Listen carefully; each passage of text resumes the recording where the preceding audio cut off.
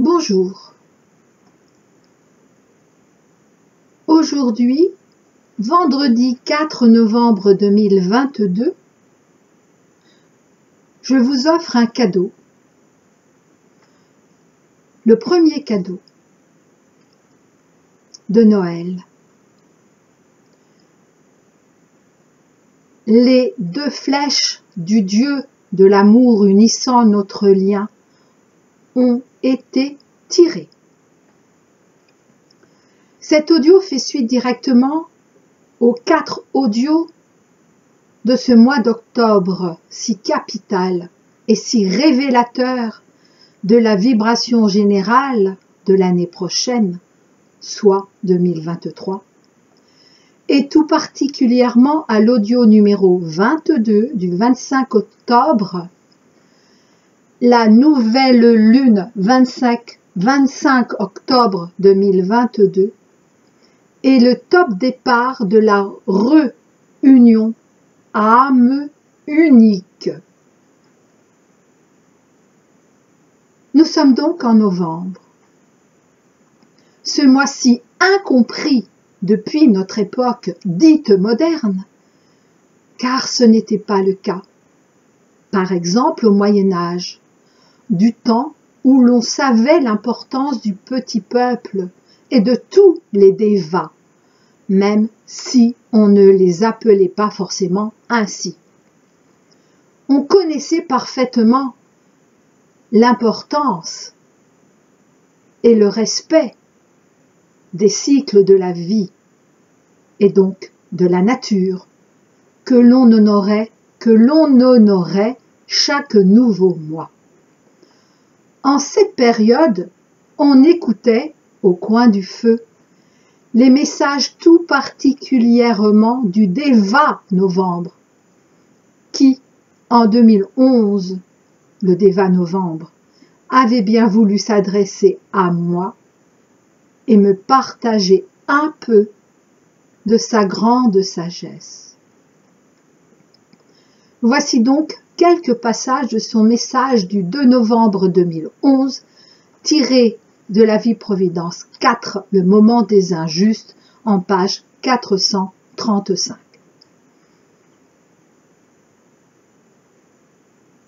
Je me rappelle lorsque je l'avais canalisé, car c'était un message par voie de channeling, combien j'avais été surprise comparativement, par exemple, on va dire à Sananda, à Ashtar, à Maître Germain, à Marie, à Marie-Madeleine, etc. C'était tout presque faible. C'était étonnant. Ça m'avait demandé beaucoup moins d'intériorisation. C'était vraiment étonnant. Je commence.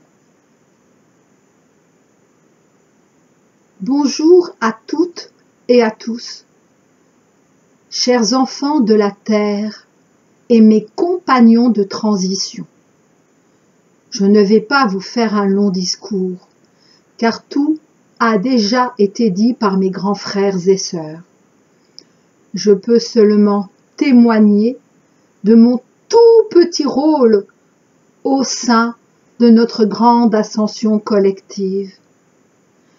Je peux seulement vous dire un peu de mon humble témoignage que je suis en tant que déva de votre mois de novembre de l'hémisphère nord et en particulier en votre France pentagonale.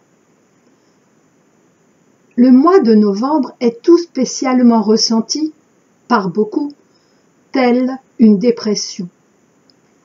Qu'elle soit vécue par vous au plan humain, au plan physique, au plan économique, au plan financier, au plan climatique, au plan matériel, au plan spirituel, que ce soit à titre individuel comme collectivement. Et cela est vrai.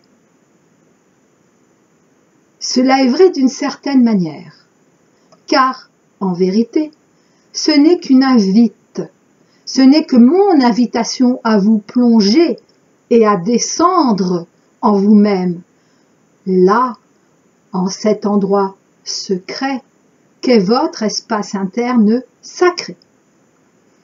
Dépression, car dépressez. Enlevez votre pression que vous vous êtes mise à vous-même comme aux autres. Ce n'est qu'une invite pour chacun de vous d'accepter, et ce, enfin réellement, la lumière divine et le feu divin lové en votre très saint. Alors très saint, S-E-I-N, donc au plus profond de nous, et très saint, S-A-I-N-T.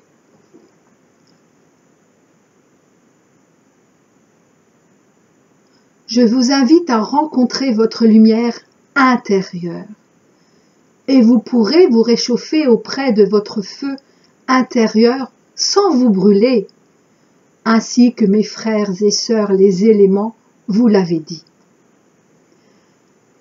La dépression extérieure que vous vivez actuellement en tous vos pays, de près comme de loin, ne peut que figurer la non-sécurité à tout niveau, quand vous ne vous êtes pas définitivement reconnecté à votre sécurité intérieure. En ma qualité de modeste porteur, respectueux de votre choix de créateur divin, d'avoir souhaité expérimenter la dualité, et donc le jugement, je ne peux que vous redire que la vibration novembre, que vous vivez souvent comme mélancolique, est un cadeau merveilleux de l'opportunité de reprendre conscience de votre intériorité et de votre intimité, tel que nous le montrent par exemple les mondes végétal et animal qui m'accompagnent en mon rôle de déva. C'est ainsi le début de l'hibernation pour certains, du ralentissement pour beaucoup, du manque apparent de soleil pour vous tous. Pourtant, soleil qui vous aime, en vous invitant avec moi à accepter que le plus important est la lumière et le ressourcement de votre soleil intérieur. Et comment pourriez-vous autant vous en rendre compte si les éléments et votre climat ne vous y invitaient, hommes et femmes nonchalants que vous nous montrez si souvent?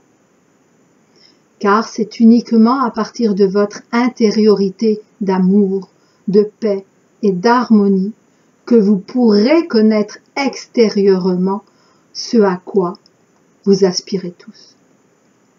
L'amour dans le monde, la paix sur terre et l'harmonie entre tous les hommes et tous les règnes. En novembre, c'est le moment d'être avec soi, en soi, et non pas de manifester à tout va, manifester dans tous les sens du terme. Le moment de renaître au monde, comme d'être extérieurement au monde, n'est pas le mien. Je suis le moment du recueillement physique. Je le redis, moi, déva novembre du premier temps d'hiver, je suis le moment du recueillement de votre incarnation physique. Fin de la lecture.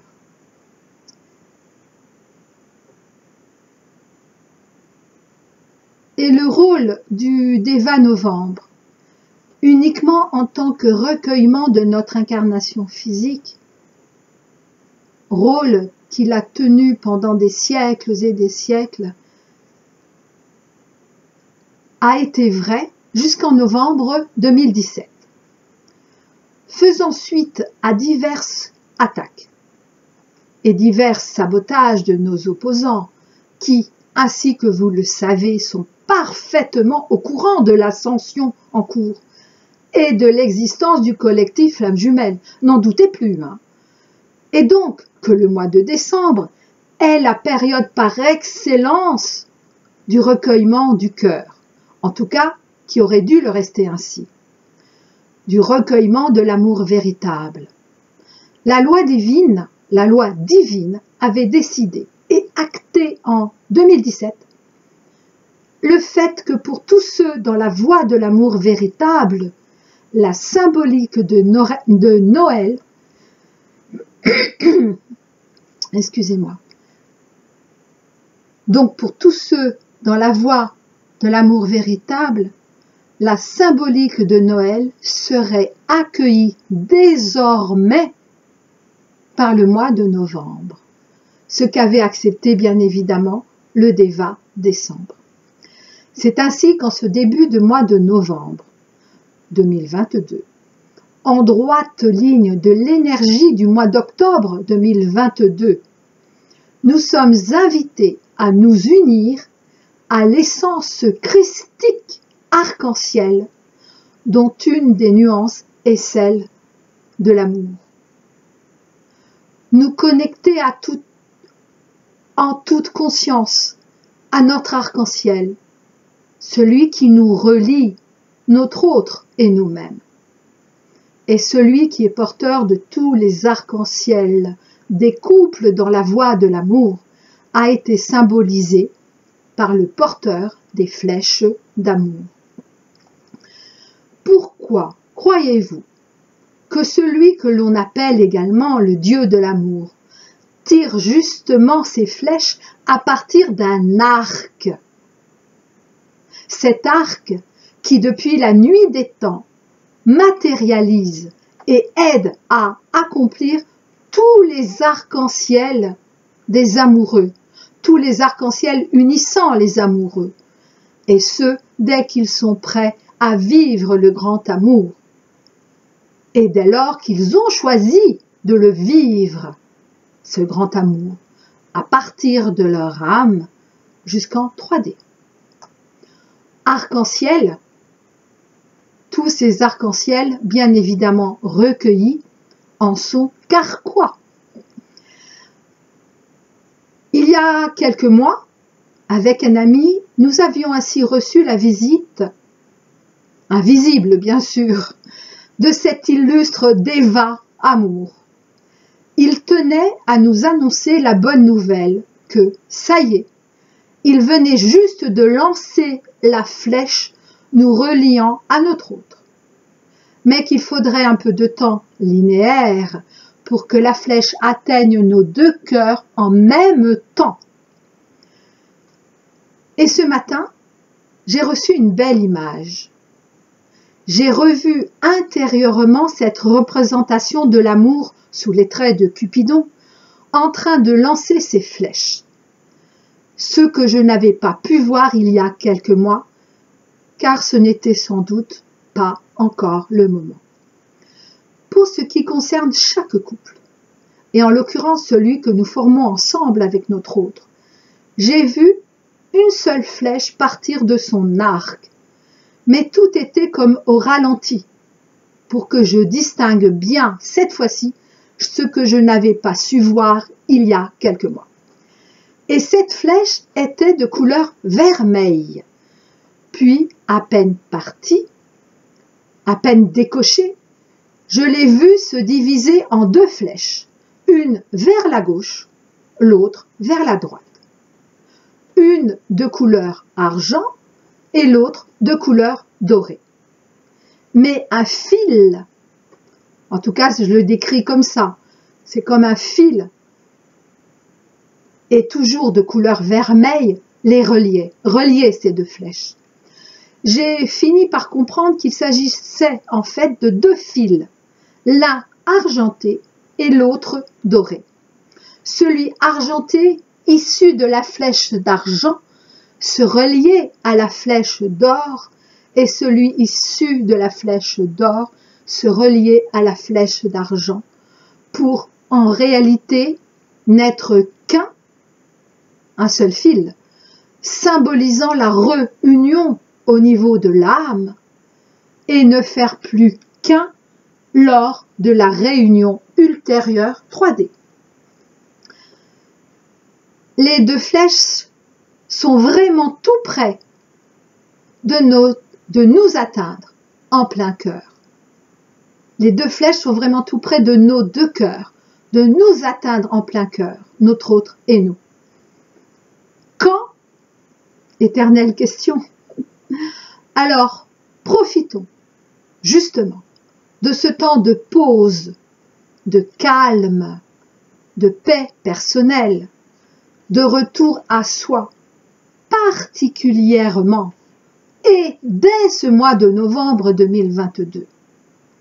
De retour à soi-même en ce sens également de ce que j'ai appelé la démarcation avant réunion, et ce pour la plupart d'entre nous, et avant la réunion 3D ultérieure pour nous tous. Bien sûr, cette image de la flèche, puis des deux flèches, m'ont aussitôt fait penser au féminin et au masculin, extériorisés par la femme et par l'homme. Le féminin extériorisé par la femme et le masculin extériorisé par l'homme, que ce soit bien clair. Et d'ailleurs, et je l'ai sous les yeux, je les ai sous les yeux, c'est drôle, j'ai dit au singulier, parce qu'ils ne font qu'un en fait, c'est un diptyque. Donc en 2018, moi qui ne suis pas artiste et loin d'être